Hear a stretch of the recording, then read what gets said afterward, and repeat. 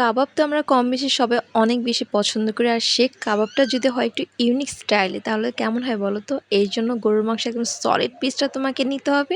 দেন এখানে হচ্ছে আমরা tomato sauce, Dano milk and আমরা ম্যাগি মসলার সাথে আদা রসুন বাটা, পেঁয়াজ এবং অবশ্যই তোমাকে কাবাবের মসলা এবং টেস্টি সল্ট আর সরষের তেল দিয়ে কাজটা চালিয়ে যেতে হবে।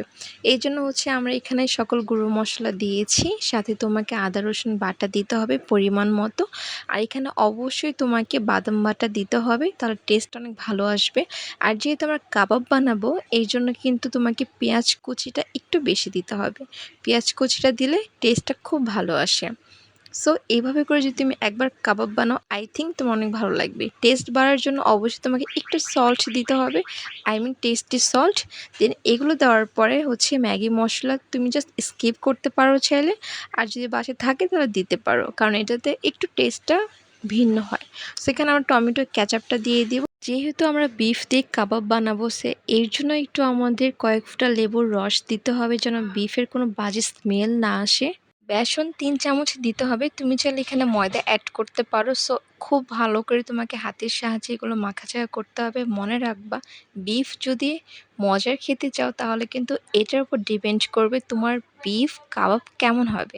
সো খুব সুন্দর করে এখানে মাখাচাড়া করতে হবে। তোমার কাছে বিফ কাবাব কেমন লাগে অবশ্যই কিন্তু আমাকে কমেন্ট সেকশনে জানিয়ে দিবা। আর নেক্সট ভিডিওতে তুমি বিফের কী আইটেম দেখতে চাও অবশ্যই আমাকে বলবা। ঘরোয়া স্টাইলে তুমি যদি বিফ কাবাব খেতে চাও তাহলে কিন্তু খুব কম আইটেম দিয়ে তুমি খুব মজাদার একটা বিফ কাবাব তৈরি করতে পারবা এবং ফ্যামিলির সবাই মিলে খুব মজা করে খেতে পারবা। আর মনে রাখবা, সরিষার তেল দিয়ে কিন্তু তোমাকে এই বিফটা বানাতে হবে। সো এই জন্য আমরা সরিষার তেলটা দিয়ে দিয়েছি। আর দেখো জাস্ট মাখানোতে আমার এত লোভ লাগছে, একদম লোভনীয় লাগছে। তোমার কাছে কেমন লাগছে? জিভে কি পানি চলে আসছে তোমার? এনিওয়েজ এখন আমরা মেন প্রসেসে চলে যাই। সরিষার তেল দিয়ে জাস্ট একটু ঘি দিব। তোমার যদি ঘি না থাকে তুমি চাইলে এটা অ্যাভয়েড করতে পারো। বিফ কিন্তু একবারে সব দেওয়া যাবে না, জাস্ট একটু একটু করে তোমাকে দিতে হবে এবং চুলার আঁচটা কিন্তু অবশ্যই তোমাকে লো হিটে রাখতে হবে, কারণ তুমি যদি একদম হাই হিটে ভাজো তাহলে কিন্তু উপরের শেপটা পুড়ে যাবে এবং খেতে কিন্তু খুবই বাজে লাগবে। এই জন্য তোমাকে একদম লো হিটে এটা ভাজতে হবে। সো এরকম জাস্ট তুমি একটু ভেজে নিবা। আর ভাজা হয়ে গেলে কিন্তু আমাদের আর একটি স্টেপে যেতে হবে। জাস্ট কালারটা দেখো কি জোস আসছে, অনেক সুন্দর লাগছে তাই না? সো এরকম একটু লাল লাল হয়ে আসলে মনে করো ভাজা শেষ। দেন আমরা এখানে কর্নফ্লাওয়ার দিব, কর্নফ্লাওয়ার দিয়ে তারপর ভেজে নিব।